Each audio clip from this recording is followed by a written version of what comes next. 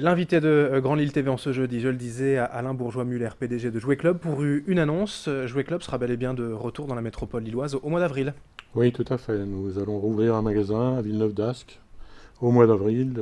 On n'a pas encore une date précise parce qu'on a des travaux à faire et que ça on ne maîtrise pas pour le moment, mais ce sera au mois d'avril et oui, on en est très content après tous les périples qui nous sont arrivés. Voilà des périples sur lesquels j'allais revenir rapidement, hein. Vous étiez venu d'ailleurs il y a quelques mois et évoquer certaines difficultés, les charges importantes, le loyer important, notamment au tanneur, et cette volonté de rester en centre-ville, une volonté finalement que vous n'avez pas pu assouvir. Oui, oui, si vous voulez, c'est un magasin historique pour nous puisqu'il date de 2006 et on a une grosse clientèle avec beaucoup de cartes de fidélité et une clientèle qui est vraiment qui était très peinée de voir la fermeture de ce magasin. Donc on a cherché une éventualité sur la ville de Lille pendant des mois.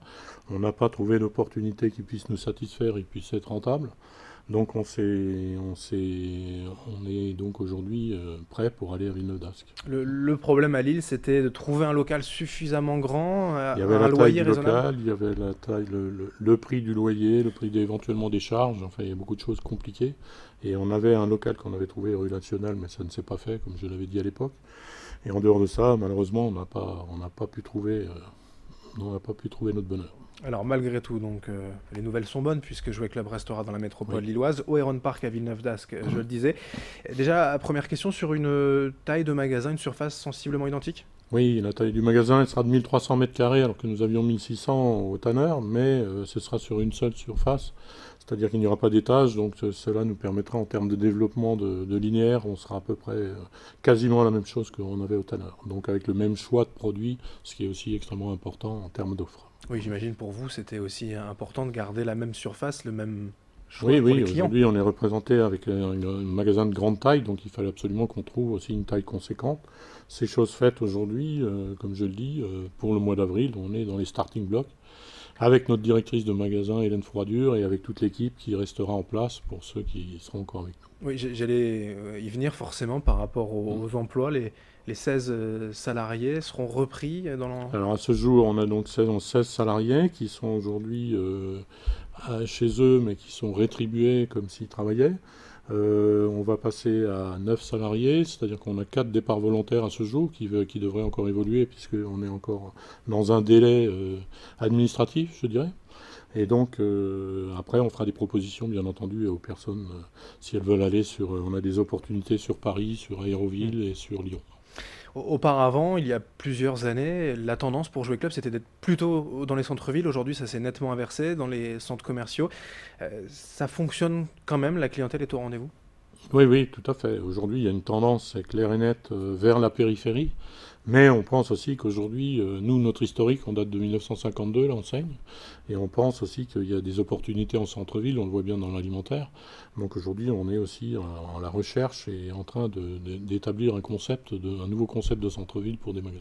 Des magasins donc plus petits, j'imagine, une Oui, surface moindre, mais avec voilà, un choix et les produits de première je nécessité, pense entre que guillemets. ça fera ce qu'on peut appeler plus vulgairement boutique, c'est-à-dire que ce sera des produits en bois, des produits qui sortent un peu de l'ordinaire, plutôt que d'être dans les grandes marques, mais c'est des boutiques où, comme on a pu connaître quand on était jeune, enfin quand j'étais jeune, et des boutiques où on a le don de rêver et de trouver les produits qu'on ne peut pas forcément trouver dans la grande distribution ou dans des grands magasins.